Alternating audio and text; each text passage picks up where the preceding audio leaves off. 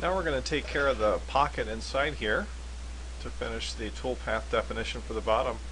So we'll come up to Toolpaths, Pocket, and now we need to choose a chain which will define this interior pocket. So I have edge and loop chosen as is typical, and I'm going to choose this edge which defines the pocket, and as usual Mastercam chooses the wrong loop. Other face takes the blue line around here, which is the direction that we want obviously for our tool to move to define that pocket. So I'm going to accept that and that. The tool is still our 1/4 inch, 1 1/4 inch length 2-flute end mill. Cutting parameters, I think for pocket they're pretty easy. I think we can just leave it there.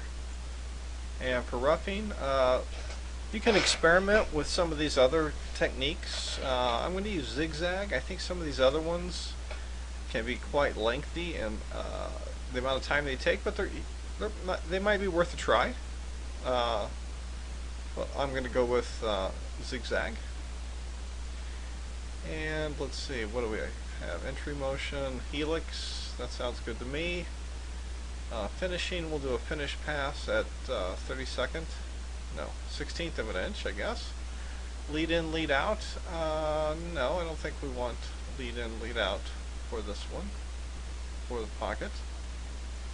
Depth cuts, our typical 1/8 of an inch. Linking parameters, we're going to come down and go to the bottom, which should be 5/8, which it is. And then our typical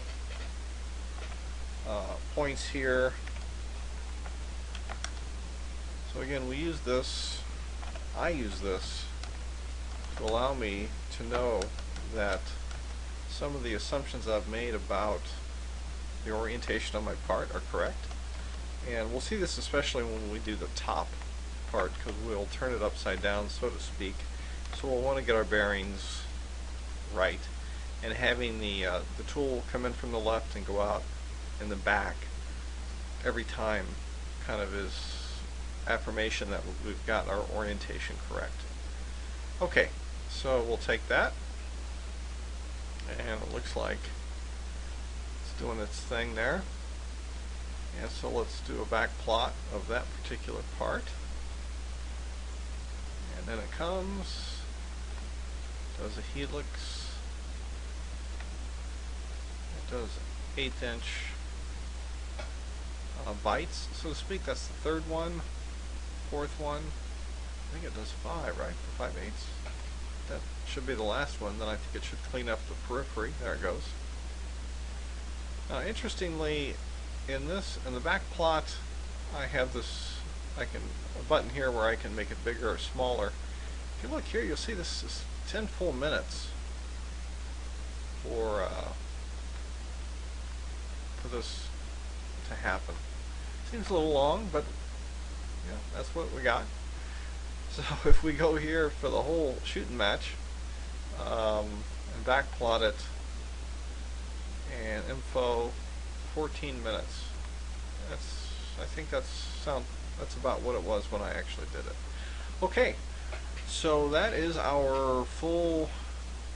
I think we're done with full toolpath definition. Let's do verify the whole thing. And there it goes. So it's taking out the shoulder. No, actually that's the periphery to define the edge of the box. Then it does the shoulder.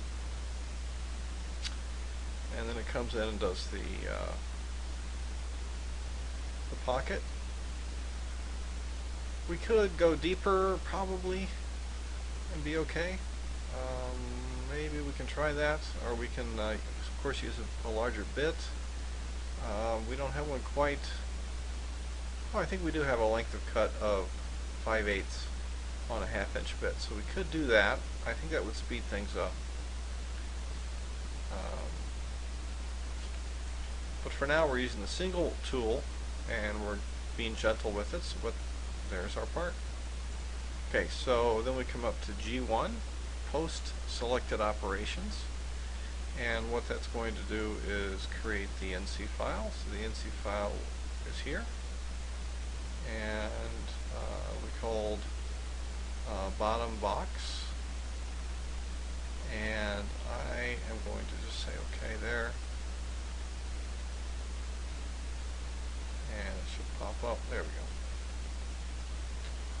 Alright, so we've got a feed rate of about 30 inches per minute, which is fine. At 15 or so going into the material, and 30 as it's contouring around. Okay, so this is what we take over to the milling machine and make sure that it works fine with no pop-up windows or anything on the Techno machine. And this is the file. So it's about 2200, about 1100 lines long, I suppose. And that takes care of the bottom part of the box, the toolpath definitions, and the creation of the NC file. We've completed the CAM part of the box bottom, and we'll move into the CNC part now.